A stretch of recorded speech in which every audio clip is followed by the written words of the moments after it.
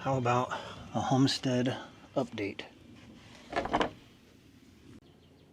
One of the new additions to the Homestead is this 6-foot tall fence. These are 8x8 posts that are 3 feet deep, and those are 2x8 by 10 or 12 depending on which ones. So I've got posts all the way out. They're almost to the corner of the property this way. And then they do in fact go all the way to the corner of the property that way. And recently I planted a fruit tree just on the inside of this one, and it's been windy as hell. And it's doing pretty good, I would say. Still has most of its leaves. It's been pretty dry, but we're getting close to monsoon season. There's hundreds of arugula plants around my homestead, and then each of them has thousands of seeds, and every year more and more arugula come up. And that's arugula I planted here that wasn't here before. And all of these at the end here, this is all arugula plants. So probably tens of thousands of seeds there that I can spread around the homestead. If you followed along, you probably know I built the cabin pretty well by myself and everything else on the entire homestead. And then moving these posts, I hurt my back.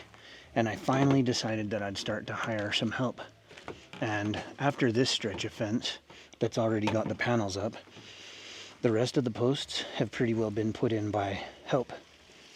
I've had so much going on this year that I just haven't focused on the garden much. But there's just, you know, alfalfa and some corn and onions and different things like that that are in here. And there's even, I guess these are probably some beans. I've got a couple of these. Here's a couple more, but nothing too crazy in here. The same goes for the geothermal greenhouse where, you know, there's some potatoes and some other plants, and this is Swiss chard that's come into seed. Of all the fruit trees, I think this one might be the only one that dies or died. The mulberry's doing well. Oops. I have a tomato plant and some squash down here. And this is an almond tree. And in the back here, you know what's interesting is I put bluegill fish in the tank down here almost a year ago. I thought the cats had got them all, but I don't know if you'll be able to see. Oops. Well, they're all hiding. I saw when I looked, there's kind of a ledge they can hide under. So I'll post a picture, but there's at least 16 of them now. And yeah, the aquaponics is doing fine. So we were over there. This is what I used to protect the garden for a while, but soon it'll have 6-foot tall wood paneling around the entire homestead. That way I guarantee I get 10-foot paneling, you know. Otherwise I would have been just guessing, you know. So they go to the corner here. And you see from here to there is pasture, even though it's just dirt.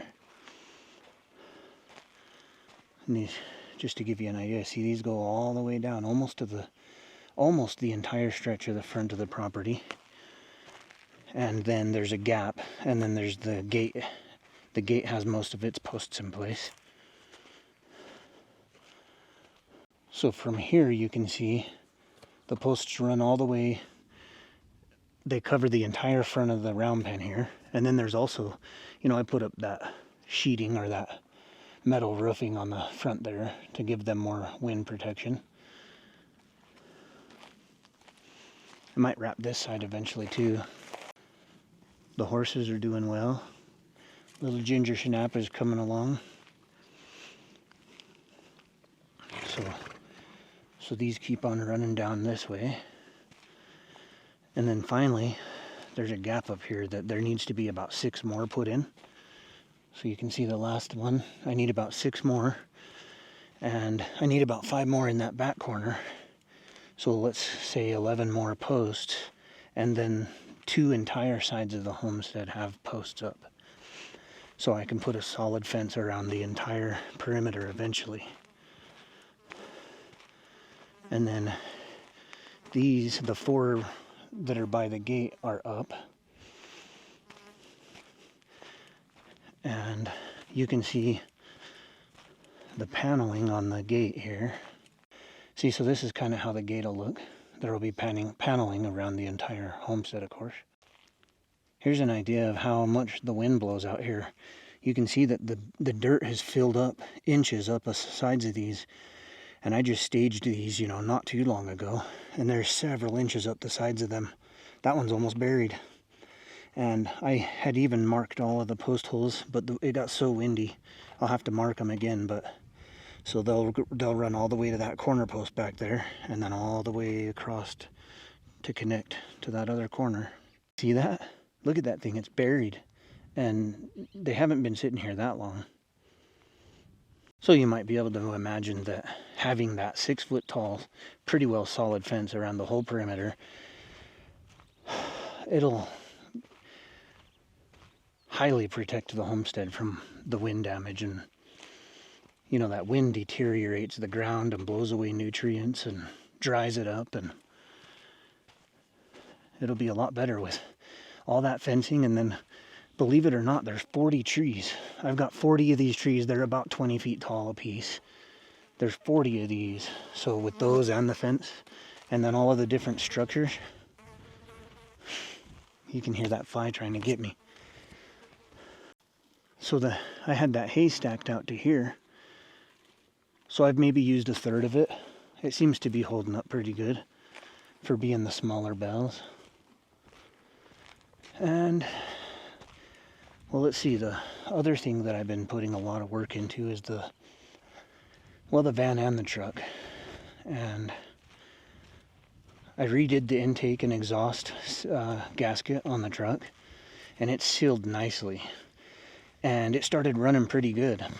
And I continued to work with it, and finally I got the timing and everything real nice. And it was running like almost impressive, for a farm truck, and it feels kind of like a race car, Let's see here. Well, I'll show you in an upcoming video. The fuel pump, I was about 4 miles out and the fuel pump took a dump. So that was tricky to get it, I had to get back here, get parts, get back there, fix it, get back here, And then it was running really good.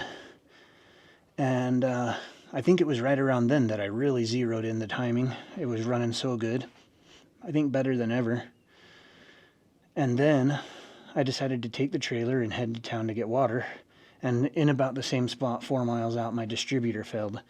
I came back here and got old parts and rebuilt the distributor, and still I just couldn't get it completely fixed. So now I've got a new distributor, and it's been giving me hell for 3 days. I've been trying to install that thing.